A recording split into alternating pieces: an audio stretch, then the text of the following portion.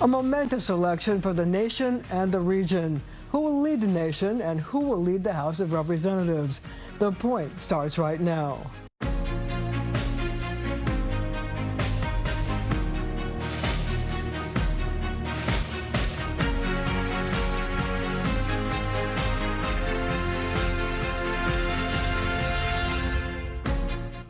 We're going to chew the political fat with Nassau County Executive Bruce Blakeman, a Republican, and Democratic National Committee member Robert Zimmerman, who obviously is a Democrat. But I want to talk to you about the presidential election first. Over 70 million Americans have already voted. But I guess the question to you is this. What do you think are the biggest issues that are going to get people to choose either Kamala Harris or Donald Trump? Well, I think, first of all, the migrant issue is an issue that most people are talking about, and they're very unhappy with the policies of Biden-Harris with respect to the porous borders, the foreign invasion of our country. We just had an arrest in Nassau County of an illegal migrant, 27 years old, raped a 5-year-old girl. We just arrested that individual. People feel that it's out of control. And grocery prices, gas prices. I think it's the economy. I think it's the migrants. And then to many people, I think they find the unrest around the world, the chaos that's going around in places like the Middle East and Israel. The fact that Israel was attacked on October 7th resonates very, very strongly with a lot of voters here in New York. The biggest problem is the issue. Bruce is very good at laying out the problems. The biggest challenge, though, but forget the problem. But that's my point. People going to vote? That's my point. They're going to vote on who has the solutions, who's putting out the answers, and that's really going to be the issue. You hear Kamala Harris talk about her to-do list, and Donald Trump is putting out a hit list. So is gender going to be an issue? Well, let me first talk about these problems and the solutions to them. Because you talk about the migrant crisis. Of course, we have a crisis there, but there was a bipartisan border security bill that had support from leading conservatives, Republicans, and Democrats, and Donald Trump killed it because he'd rather campaign on the problem than solve it. But Bob, that's because that bill would allow 5,000 migrants in a day. That's a million. It was endorsed by Mitch McConnell. Well, the Wall Street Journal, Republicans aren't always right either. I'm not saying it was a perfect bill. In this case, I'm not saying it was a terrible bill. No, actually, it was one of the most important conservative bills put out there. It was a terrible bill. We don't need 1.5 million migrants. We don't need spending tens of billions of dollars on people who have been here for 15 minutes. We need money for hospitals. We need money for schools. We need money for infrastructure. We're not going to get there when we engage in extremist rhetoric and don't focus on solutions. Extremist rhetoric like calling Trump Hitler? No, that was actually... You're a Jewish American. I'm a Jewish American. That was shocking to me that somebody would say that. J.D. Vance called him America's Hitler. Maybe Vance... Okay. Time out. Maybe Vance meant it. We got to talk. We're spirited. That's right. Time out. I want to ask you about the rally that was held in Madison Square Garden last Sunday, and the so-called hate speech that came out of it. I'm wondering if you think, and I want to ask you this, Mr. Blakeman. I want the two of you to have time to answer. Okay. Do you think that this is going to have an effect on how people vote nationally? I mean, it was seen all across the country. Well, first of all, I think both sides have been equally involved in what I would call did that rally the rally helped the president. It helped Nassau County politics. That rally was the biggest get out the vote. That rally was the biggest get out the vote drive for Democrats in the country. And it's not about. He says it's great for me. And let me tell you something. It wasn't about both sides. You saw most obnoxious, vile hate speech towards women, towards Jews, towards blacks. I was there. I didn't see it. Were you there? I would watch it on TV, and the whole world, and the whole country. Well, that's the problem, though. But Bruce, that's the problem. You didn't see the hate speech toward the Puerto Rican community, like Donald Trump said. That was a comedian who said something that was completely asinine. We all agree with that. No, actually not. Donald Trump said it was no big deal. It was a big deal. It was offensive to everybody who has any sense of human decency in them. Guys, so basically you had a situation. We're just warming up. Basically, you had a situation where some nasty remarks are made about Puerto Ricans and about the and blacks and Jews. Wait. So here's my question. There are 320,000 people who are registered voters in Pennsylvania, which is a battleground state, who are Puerto Rican. Mr. Blakeman, quickly, short, is this going to have an effect on the election, and will it affect the people who might have supported Donald Trump? Hispanic Americans are smart, they're sophisticated, they're intelligent voters. They're not going to make their choice based on a stupid remark by a comedian. But they will make the choice because Donald Trump refused to condemn it. For several days, he kept saying it was no big deal. And let me tell you, it's not just the Puerto Rican community that's offended. Everyone with a sense of decency would be offended by that. I'll tell you something else that's going to have an impact on the electorate. When you've got Donald Trump's top advisors referring to him as someone who praised Hitler, saying he has fascist instincts, this is not Democrats throwing obnoxious, they're not making obnoxious comments. These are his top advisors. They're fired employees. That's what they are. No, they're not. They're patriots. There are a lot of topics to cover. They're patriots who serve our They're country. grouchy fired employees. And look, this show airs on Sunday. Voting is in 2 days. Right. The question is, after the voting is over, will there be challenges? Well, look, first of all, I don't think it's going to be close. I think that Donald Trump is going to have an electoral landslide. I think the over-under is 312 electoral votes. He's outperforming any of the polls that were taken in 2016. The question is, will there be challenges, Bruce? And let's not kid ourselves. I think the Biden-Harris... Donald Trump is already making the point. Excuse me, you made your point. Now you're running the clock. They're litigious. Okay? They're litigious. They'll litigious. Let's be serious about this. Donald Trump brought 60 lawsuits after he lost the 2020 election. He lost all 60. He's already making the claim. Marcia, if I can finish the point. He's already making the claim the election's being stolen, even before the votes are being counted. Of course he's going to sue. And tragically, if Mike Johnson's the speaker, he could block the certification of the election. So let me ask you this question. So one of the people who in New York is not on the ballot, but could stand to be affected by the results, is the governor of the state of New York, Kathy Hochul. She has made it a point to try to spend millions of dollars from the Democratic Party to open 65 offices around the country to try to elect Democrats to the House. Is this a win for her? Is this a loss for her? And how will she be able to use the results of this, to help her when she runs for re-election in 2 years? Well, first of all, it'd be a win for the country if we're able to win back these Democratic congressional seats. And I think it's great. The coordinated campaign that, frankly, State Chair Jay Jacobs has put together with Hakeem Jeffries, the House leader, and the governor support. Kathy Hochul. Isn't it a calculated risk, Kathy, though? It's a risk for the congressional candidates in the Democratic Party because Kathy Hochul has the highest unfavorables in the history of governors This in New York campaign's State. about Kamala Harris and about Donald Trump. It's not about Kathy Hochul. Why would you have Kathy Hochul be your spokesperson? Because as she's playing an important role along with Jay Jacobs in terms of providing Democratic leadership. We have to get to the bottom of this. The bottom line is that in the last election when the House went Republican, Nancy Pelosi herself blamed the governor of New York for the fact that there was a change in power. We have to point out that she didn't run that well statewide. I was there. I've been through. Lee Zeldin came within 6 points of beating her. He ran very strong, especially, by the way, in Long Island. Suburbs, right. In the suburbs where you both are. So given that, and given the fact that she's trying to rehabilitate herself in the Democratic Party, is this a calculated risk? And can this affect her ability to run again in 2 years? No, I actually think it is calculated. I think that she realizes that her exit strategy has to be to join the Kamala Harris administration. You sound like you're running for governor, Bruce. So first you got to get reelected. The bottom line is, I think that her political career is in serious jeopardy. Here's the point. Wait. I have a question for you. I have a question. Okay, you got a question for me. I get to ask the question. It's your show. Okay, very good. So my question to you is this: how many seats?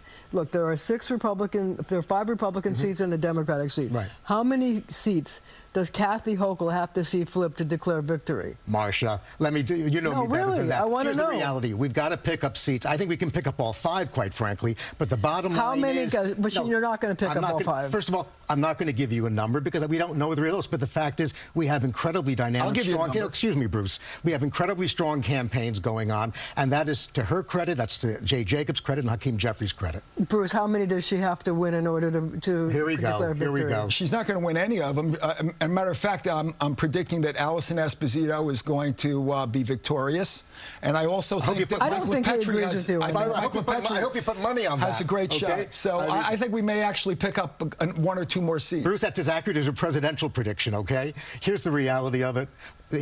Look, I've been through a lot of pints of Haagen-Dazs reviewing, 2 years ago and today, as you know. And the point simply is, the fact that we have this coordinated campaign and Kamala Harris is heading the ticket is what this is all about, why Democrats are running a very strong race. We're going to have a record Democratic turnout versus 2 years ago, and that's going to be a changing dynamic. You only have 30 seconds. You get the last 30 seconds. How can she be the candidate for change when she's been there for 4 years? She created the problem because Donald Trump represents Let me finish. Let me finish. You made your point. The border, I'll decide whether I made my point. I think the border was the only responsibility she was given. She went there once.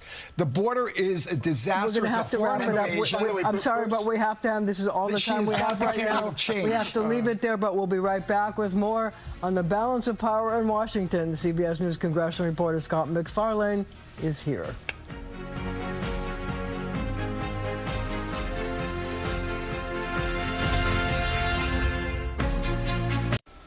I am joined now by Scott MacFarlane, CBS congressional reporter and a political junkie extraordinaire. So this is going to be really fun. So I understand that you think that there's a district in Connecticut, District 5, that could be a bellwether for this election. Tell me about it. Not because it's supremely competitive by both parties' expectations. No, but we should point out it's Fairfield. That's right. It's the western part of Connecticut, Waterbury, Danbury. It's early. I mean, you get results early versus the rest of the nation, so both parties are watching it closely to get a read on whether the Democratic incumbent, Jahana Hayes, overperforms. And it's a rematch from 2022, running against George Logan again, so you have a good sense that it's symmetrical to last time. Did Jahana Hayes do demonstratively better or worse? Indicative, potentially, of what happens all night as you wait for the late results out west. So you're saying indicative of both the presidential races and the congressional races that we care about here in the metropolitan area? Probably more so the congressional races, because Connecticut doesn't have that same presidential dynamic maybe that the Rust Belt does or the Sun Belt.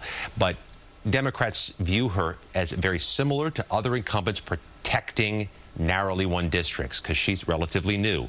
Pat Ryan in the Hudson Valley, relatively new. They have House members in battleground states like Arizona, Pennsylvania, who are relatively new. They'll get a read on that. That race will be watched disproportionately close in Washington. So you've spent time traveling around the Hudson Valley talking to voters. What are they telling you?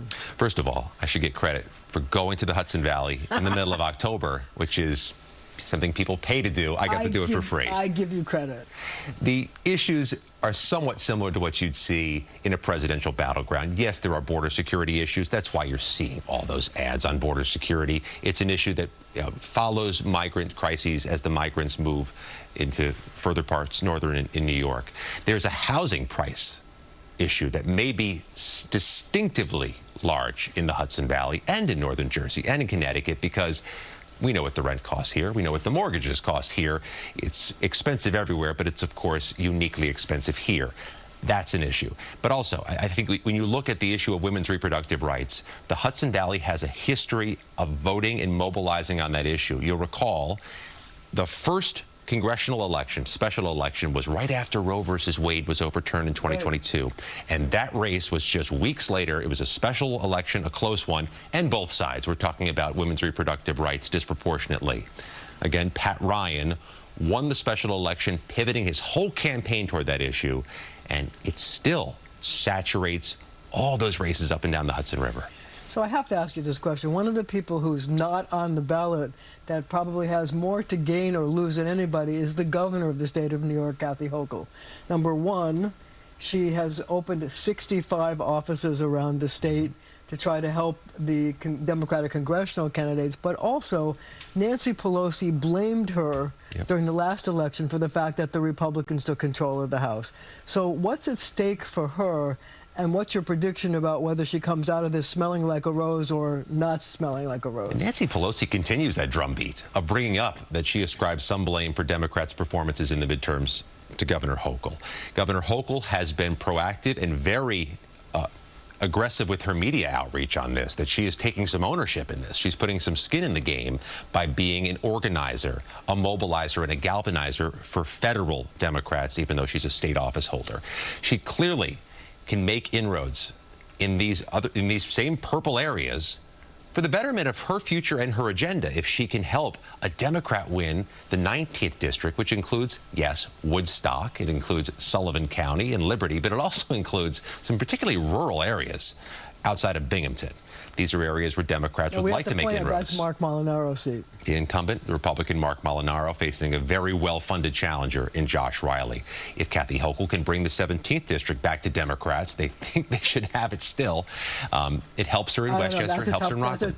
That's a tougher road to hoe. That's right. And another one of those remarkably well-funded races in the 17th district with the incumbent Mike Lawler and the Democrat Mondaire Jones. But there's a third party in that race, and that could be the deciding factor, right? Yeah, and it's also two experienced members of Congress. And your debate last week, they looked the part of two polished, experienced debaters. But what strikes me most about the New York races, as Governor Hochul tries to nudge the Democrats, is the Democrats are outraising the Republicans even when they're the challengers. That's just not tradition. That's not muscle memory in federal races. Josh Riley's outraising Mark Molinaro. Democrats on Long Island are outraising Republicans on Long Island who have the seats now. That's a unique thing this cycle, though it's not unique to New York. Does money get people to the polls? Money helps with your ground game. Money helps pay for the ads if they have any returns still left in them. Money helps with your canvassing. Money helps with your door knocking operations. And money does help with those direct mailers we keep getting in our mailbox. There is a belief those things still work, even though we have so many of them on our kitchen table. They think those work. So if you were Governor Hochul, what would you call a victory? Like, how many seats? Look, we know that there are 5 Republicans that they want to flip, and there's a Democratic seat, Pat Ryan, that they want to hold. How many of these seats is a victory for Kathy Hochul? I think there'd be a practical way of answering that question. Winning more than you had last cycle and Democrats get control of the U.S. House, that's a victory. No matter what you contribute to that larger goal, you declare victory, and to a degree, you rightfully declare victory. Winning 5 seats in New York that you didn't have last time, but Democrats still come up way short, she could view that as a victory. But for the broader party, for the broader government, for the future Harris or Trump administration, it hasn't done a whole lot of good in terms of establishing an agenda. So basically what you're saying is even if she's able to take 1 seat and the Democrats are able to flip the House, she can declare victory. And I think that's right. And the rejiggering of lines again has made some of these districts a little more competitive or a little less competitive for Democrats than they were even in 2022. Well, Brandon Williams has got in Syracuse. He got more Democrats. He's a Republican. He got more Democrats, and the polls say that it's now leaning Democrat. Yeah, those lines in particular hurt the Republicans. They may have shored up something else, but they certainly risk loosening up their hold on that central New York district. But I think the overall big picture is where the governor can come out and triumphantly declare victory if Democrats take the House. And how does that affect her when she wants to run for re-election? I think it's certainly an indication that she has found a way to go mobilize and galvanize. She's made her way in several different forms of it, through her outreach, through her money, through her organization, into different parts of the state. She'll need to come home to her. She'll need to be there again for her. It's an investment of sorts. But we can't understate the stakes here. The Democratic House is a remarkable handcuff on a President Trump. The Democratic House is a shot of nitroglycerin for President Harris. And on that note, we're going to have to leave it there for right now, but we'll have much more right after the show on our streaming channel, CBS News New York.